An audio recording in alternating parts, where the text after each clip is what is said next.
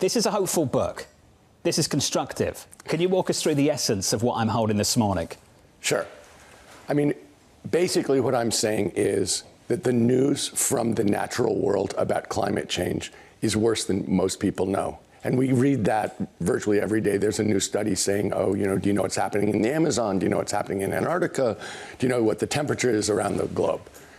But what people don't know and what they don't see, but what I see all the time as an investor, is the technology response. And what we're seeing is an amazing response in terms of the ability for clean products to win in the marketplace on their own. That's why I called the book Cheaper, Faster, Better. That you have products that people choose of their own volition for their own reasons, and that's happening across the globe. What we say in the climate response world is we're not looking for a silver bullet, we're looking for silver buckshot.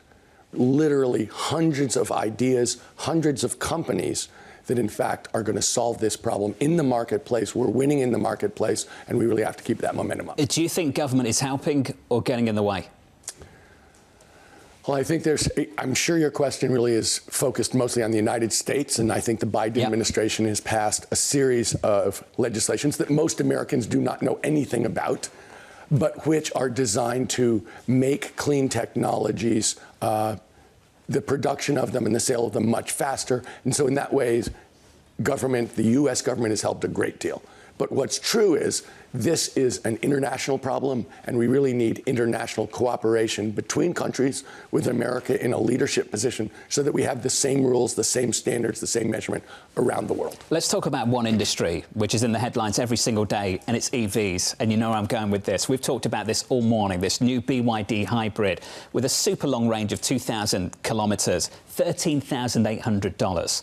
And the policy of this administration and the next one of its, Donald Trump Volume 2, is going to be to put up the walls, make it really difficult to buy that car. Do you think China has comparative advantages to tackle the things that you're concerned about that we should embrace? So I think that China has a very troubled economy, and they are using the power of the government to try and win in the clean energy arena to create jobs and some economic momentum. So do I think that BYD gets advantages, that in effect it is unfair competition between BYD and American car makers? Sure, I absolutely do. Do I think that a $13,000 car that you can drive to Miami from New York is a game changer in terms of clean energy? I also think that. Do I think, you guys have been talking, we're just talking all the time about, I think they call it inflation. It sounded like the 1980s in this room. Every single 70s. I mean, crazy attention to every single bond auction. Yeah. Okay, well, you think a $13,000 car makes a difference in terms of the inflation equation? Absolutely it does. So when we look around the world, this is a global problem. It requires a global solution. China is the biggest emitter by far, almost a third of global emissions. It is also the country which is focused on winning this from an industrial standpoint, leading in terms of solar panels, EVs, and everything else. So, as far as I'm concerned, from an American standpoint, we have to compete in this. This is critical for us, game on. But everything we do in that will, in fact, help save solve this crisis. There is ultimately a question, though, about industrial policy in places like the U.S. and Europe is less efficient than, say, having it all in a centralized place that's perfecting it. It's not advantageous to us competitively, but it isn't necessarily going to advance the aim of trying to get to a cleaner world if everyone has their separate industrial policies that's competing and duplicating all of the processes. I mean, how much do you sort of embrace just some of the cheap goods, and how much do you say, no, national security trumps some of the environmental concerns, at least for now? Absolutely, I get that. I mean, at my heart, I'm a believer, maybe it's from my Econ 101 courses decades ago, I'm a free trader in the sense that, yeah, the world produces the products in the places where it's best to produce those products, and American consumers get the advantage of that, and we do the things that we do best. And, the issue is, okay, that's how the world equilibrates. China is dumping. That means they're giving us stuff very, very cheap. That's really hard for us to compete with sometimes from an industrial standpoint, but from a consumer standpoint, from an inflation standpoint, from an environmental standpoint, that's a gift to the world.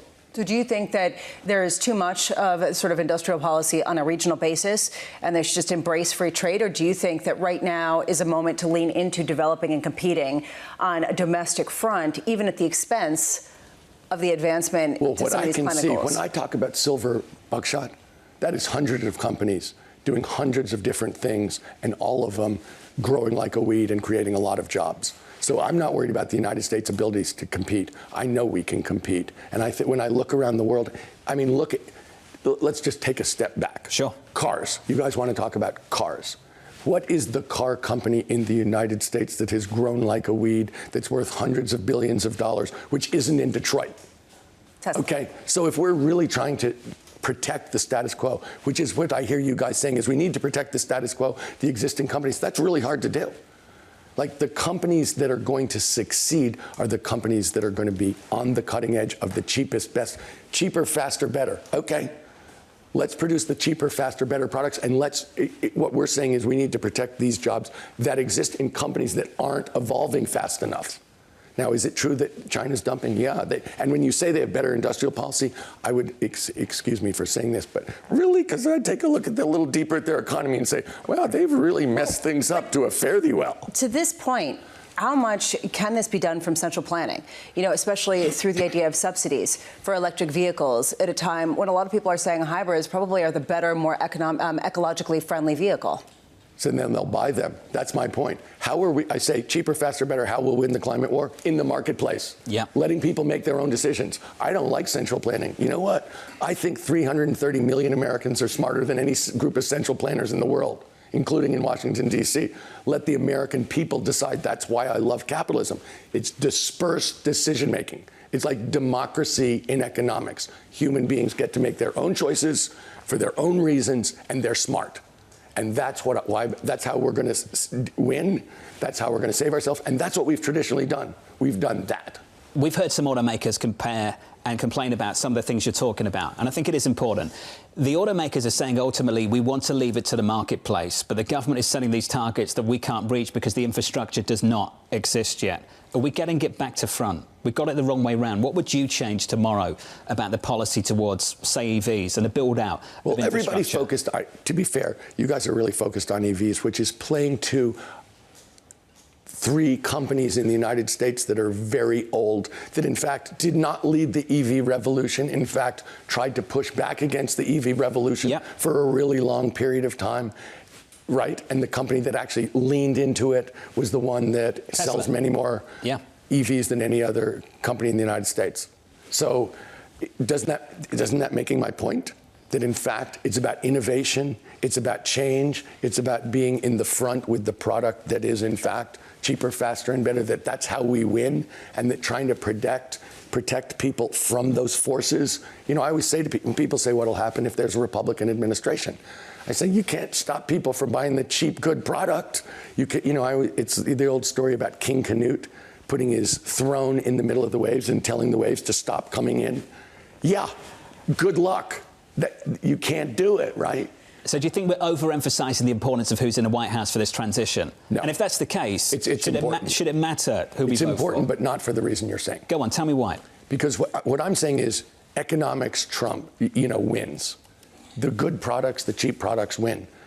But this is a question about global response, not American response. We're seeing it through American eyes.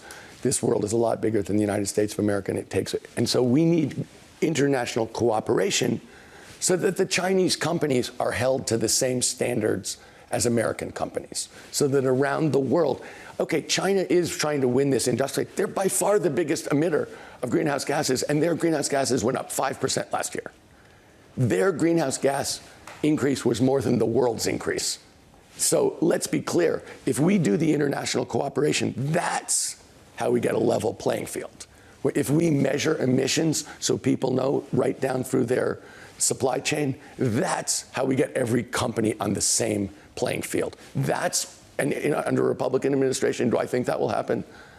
I would be very skeptical that a Republican administration believes in international institutions, in international standards, in building the information systems to make all of that possible. Maybe I'm revealing too much, but I remember being a 10, 11, 12-year-old and learning about the deforestation of the Amazon and not being able to sleep at night. And then, as I got older, reading all of these things about global warming and just that we were all evil and, all contributing to the rapid destruction of this globe.